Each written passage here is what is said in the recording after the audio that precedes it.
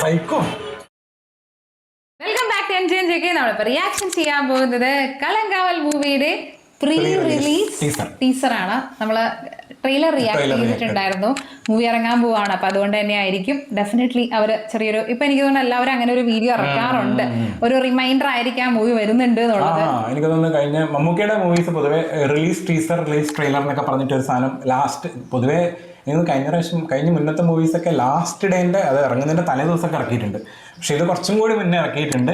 അപ്പോൾ എന്തായാലും ഗംഭീര പെർഫോമൻസ് ആണ് ഇത്. ആക്ച്വലി പെർഫോമൻസ് ഓറിയന്റഡ് മൂവി ആകാനാണ് കൂടുതൽ സാധ്യത. നമ്മൾ ട്രെയിലർ കണ്ടപ്പോഴും മനസ്സിലായിരുന്നു മമ്മൂക്ക എന്ന ആക്ടറിന്റെ ഒരു സംഭവമായിരിക്കും ഉണ്ടാവുക കൂടുതൽ. ആ ഒരു മാസ സംഭവത്തിനേക്കാളും ആക്ടർ പെർഫോമൻസ് ആയിരിക്കും, പ്രത്യേകിച്ച് ഓപ്പോസിറ്റ് വിനായകനും കൂടി ഉണ്ടാകുമ്പോൾ.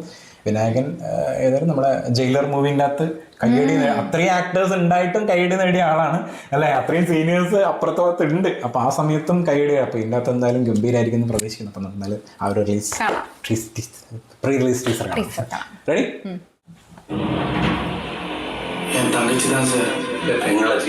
அவ எங்களோட பொண்ணுதான் சார். அவ திரும்பி வருவாளா சார்? ഓ, ത്രില്ലർ മൂഡ്. വിനായകൻ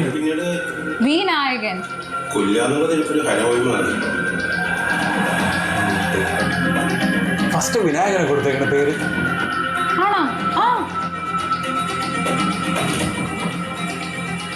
ഏറ്റവും കൂടുതൽ സുഖം കിട്ടുന്നത്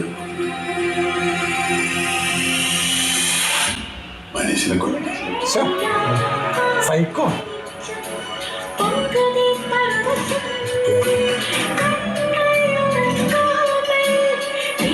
ഇതൊരു ഭയങ്കര ത്രില്ലർ സാധനമായിരിക്കും കേട്ടോ അല്ലേ.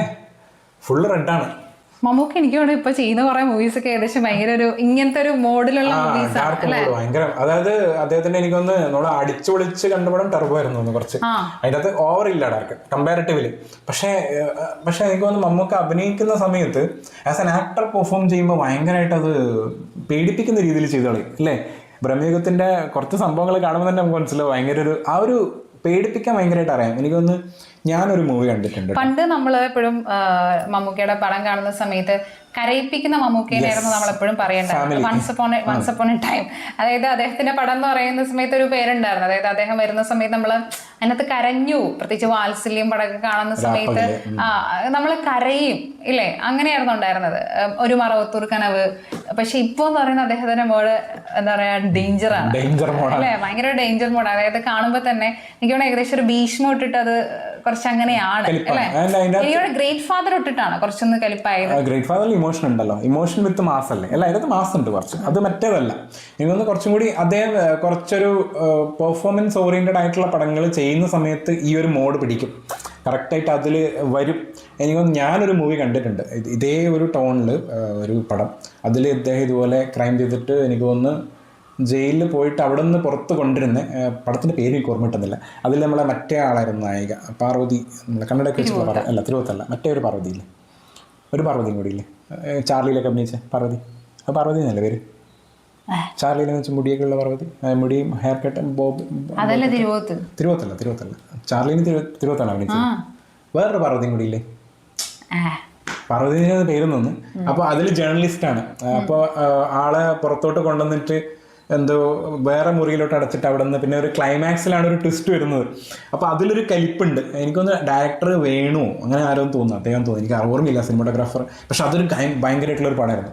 അതിൻ്റെ ഒരു മോഡ് എനിക്ക് ഭയങ്കരമായിട്ട് കിട്ടി. ഇതിൻ്റെ അകത്ത് ആ ഒരു ത്രില്ല് മോഡ്, ഒരു ക്രിമിനൽ ബാക്ക്ഗ്രൗണ്ടിൽ വരുന്നൊരു സംഭവം. ആൻഡ് ഫസ്റ്റ് വിനായകനാണ് കാണിച്ചത്. ഏകദേശം വിനായകൻ നായകനും നായകൻ തന്നെയാണ് പറഞ്ഞത്, കണ്ടായിരുന്നോ എഴുതിയത്? നായകൻ. അപ്പം മമ്മൂക്കയാണ് ഇതിനകത്ത് വില്ലൻ എന്ന് തോന്നുന്ന രീതിയിലാണ് സംഭവം കൊടുത്തേക്കുന്നത്. ഒന്നും പറയാം. അത്യാവശ്യം നമ്മൾ ഏകദേശം മറ്റേ ട്രെയിലറിലും തന്നെ കണ്ടപ്പോൾ മനസ്സിലായിരുന്നു ഇത് സംഭവം ഒരു വഴിക്ക് നിൽക്കില്ല എന്നുള്ളത്. അപ്പം അതുപോലെ തന്നെയാണ് ഏകദേശം അവർ ആ ഒരു പ്രീ റിലീസ് ടീച്ചറിലും അങ്ങനെ തന്നെയാണ് സംഭവം കൊടുത്തിരിക്കുന്നത്. കുറച്ചുകൂടി വ്യക്തമായിട്ട് പറഞ്ഞിട്ടത് ഇതാണ് സംഭവം എന്നുള്ളത്.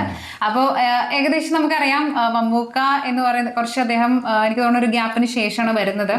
അപ്പം അതുകൊണ്ട് തന്നെ ഇത് ഗംഭീരമാകാൻ സാധ്യതയുണ്ടെന്ന് തോന്നുന്നു, പ്രത്യേകിച്ച് ഈ ഒരു ജോണർ ഇഷ്ടപ്പെടുന്നവർക്ക്. ആൻഡ് മമ്മൂട്ടി കമ്പനിയാണ് പ്രൊഡക്ഷൻ, അപ്പോൾ അതുകൊണ്ട് തന്നെ ക്വാളിറ്റിയിൽ ഒട്ടും കോംപ്രമൈസ് ഉണ്ടാവില്ല അല്ലേ. മമ്മൂട്ടി തന്നെ ചെയ്യുന്ന സമയത്ത് അതെന്തായാലും ഗംഭീരമായിരിക്കും, ആ പ്രൊഡക്ഷനിൽ വരുന്ന സമയത്ത്. അപ്പോൾ എന്തായാലും നമുക്ക് വെയിറ്റ് ചെയ്യാം എന്തായിരിക്കും ഇതിൻ്റെ റിസൾട്ട് എന്നുള്ളത്. പക്ഷേ എന്തായാലും ഒരു ത്രില്ലറാണ് എല്ലാവരും എക്സ്പെക്ട് ചെയ്യുന്നത്. ആ ത്രില്ലർ കറക്റ്റായിട്ട് സാറ്റിസ്ഫൈ ചെയ്ത് കഴിഞ്ഞാൽ പിന്നെ എന്തായാലും പടം നിൽക്കില്ല, നന്നായിട്ട് ഹിറ്റാവും ചെയ്യും. അപ്പോൾ നമുക്ക് കാത്തിരിക്കാം. അപ്പം അത്രയേ ഉള്ളൂ, അടുത്ത വീഡിയോയിൽ കാണാം.